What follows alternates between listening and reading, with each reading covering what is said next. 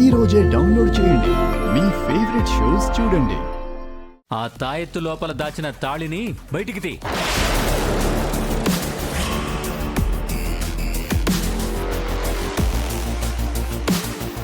తీమన్నానా?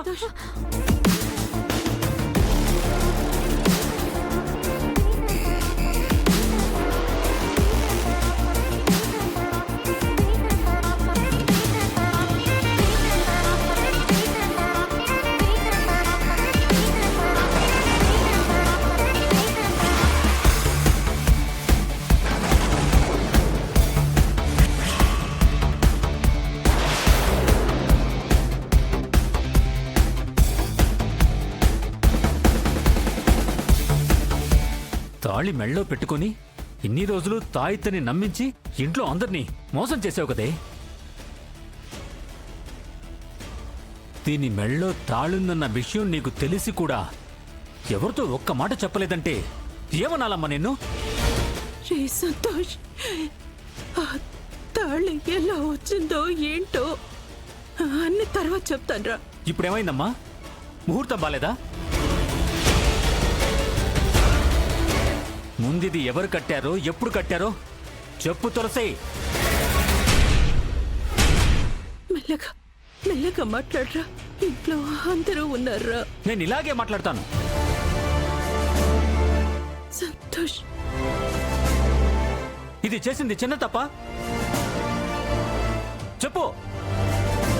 దీని పెళ్లి అవ్వట్లేదు అని మేమంతా కంగారు పడిపోయి బీపీలు షుగర్లు తెచ్చుకుంటుంటే నువ్విక్కడ సీక్రెట్ గా పెళ్లి చేసుకొనొచ్చి ఇలా ఏమీ ఎరగనట్టుంటావా? ఆ తాళి ఎవరితో కట్టించుకున్నావో చెప్పు తులసి.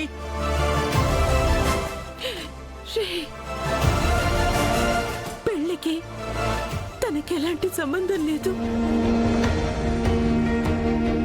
ఈ తాళిని మోయలేక ఆ కట్టినవాడు ఎవరో తెలియక ఆ తాళి నుంచుకోవాలో ఆ బంధాన్ని తెంచుకోవాలో తెలియక అది ఇంట్లో చెప్పుకోలేక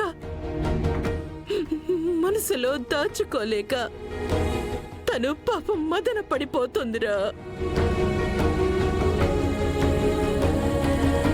రే, అర్థం చేసుకోరా.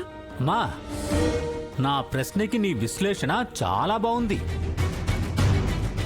కోర్టులో ఉన్న ముద్దాయిని నిర్దోషిగా నిరూపించడానికి ఈ దొంగ సాక్ష్యం చాలా బాగా ఉపయోగపడుతుంది. కానీ ఇక్కడ ఇది పనికిరాదు.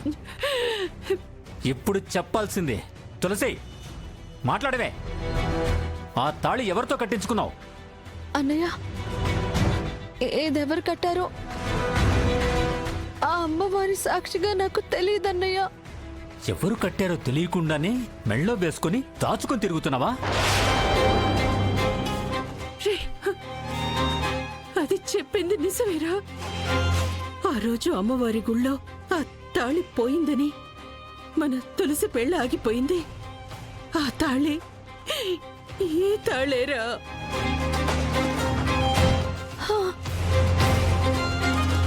ఆ తాళి అమ్మవారి గుళ్ళోంచి ఎవరో తెచ్చి దేని మెళ్ళో కట్టారు. నిజంగా తనకి తెలియదురా. అరే, మన వేలికి చిన్న దెబ్బ తగిలితేనే అమ్మా అని చూసుకుంటాం. అలాంటిది మెళ్ళో తాళి ఎవరో తెలియకుండా కట్టారు అంటే నమ్మడానికి నేను పిచ్చోళ్ళ కనిపిస్తున్నానా? అన్నయ్య, ఆ టైంలో నేను నిద్రపోయాను రా. నువ్వు నోర్మై. నాకు అర్థమైంది. ఆ నరేష్ గారితో పెళ్లి ఇష్టం లేకే ఈ తాళి నువ్వే అమ్మవారి దగ్గర నుంచి దొంగిలించి మెళ్ళో వేసుకున్నావు, అంతేగా? అమ్మవారి తాళి మెళ్ళో వేసుకుందే కాకుండా ఎవరు కట్టారో వాళ్ళెవరో నాకు తెలీదు అని అబద్ధాలాడతావా? ముందు పద బయటికి. కోదండ పంచతన్మాత్ర సాయక నిజారుణ ప్రభాపూరమజ్జ బ్రహ్మాండ మండల కోటీర మండిత అష్టమీ చంద్ర విభ్రాయుదల్కస్థల శోభిత. ఆగరా, బయట దాని నల్ల పూసల పండుగ పూర్తి కావచ్చింది. ఈ టైంలో ఇదంతా చెప్తే జాను పాపంరా, అది బాధపడుతుంది. నా మాట విను. ఆహా, అయితే ఒక పని చేయండి. తులసి, ఆ తాళి బయటికి తీసివ్వు. ఇవ్వు. సంతోష్ సంతోష్, ఈ ఫంక్షన్ అయిపోనివరా, ఆ తర్వాత నువ్వెలా చెప్తే అలాగే చేద్దాం. నా మాట వినరా, నలుగురు ఉన్నారా, పరువు పోతుందిరా. నేనెవ్వరి మాట విన్నా. రే అన్నయ్య, నీ కాళ్ళు పట్టుకుంటాన్రా. ఆడపిల్లరా, నా మీద కోపంతో చెల్లెలకి పనిష్మెంట్ ఇవ్వకురా. ఆ ఫంక్షన్ పూర్తి కానివ్వు, తర్వాత నువ్వేం చెప్పినా అది వింటాను. రే సంతోష్, ఆయన వస్తున్నారా, దయచేసి సైలెంట్ గా ఉండు. ఈ ఫంక్షన్ అయ్యాక నీకన్ని వివరాలు చెప్తానురా. సరే, ఫంక్షన్ అయ్యాక చెప్తాను దీని సంగతి.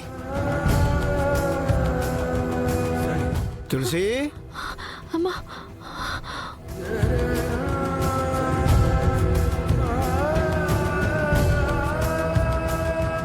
ఏంటమ్మా ఇంతసేపటి నుంచి ఇక్కడేం చేస్తున్నారు? అవతల జాను పిలుస్తుంది, పదండి రండి. పద.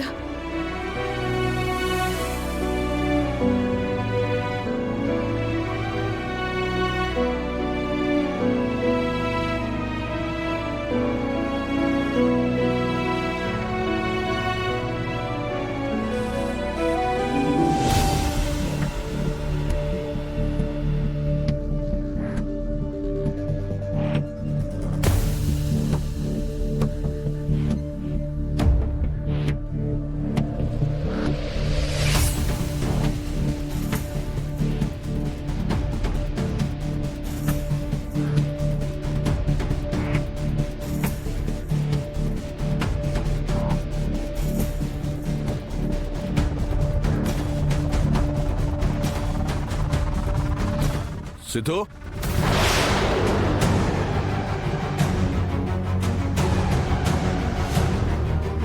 సిద్ధు, రే సిద్ధు, ఇంకా మనసులో ఏదైనా ఉంటే తీసే. నీ పెళ్లి, నా పదవి, మన భవిష్యత్తు అన్నీ నీ చేతుల్లోనే ఉన్నాయి. ఈ టైంలో నువ్వేమైనా పిచ్చి వేషాలు వేసావనుకో, తెలుసు కదా మీ అమ్మకేమవుద్దో. రే, నేను వచ్చాక పిలుస్తాను, అప్పుడు సిద్ధుని కిందకి తీసుకురండి.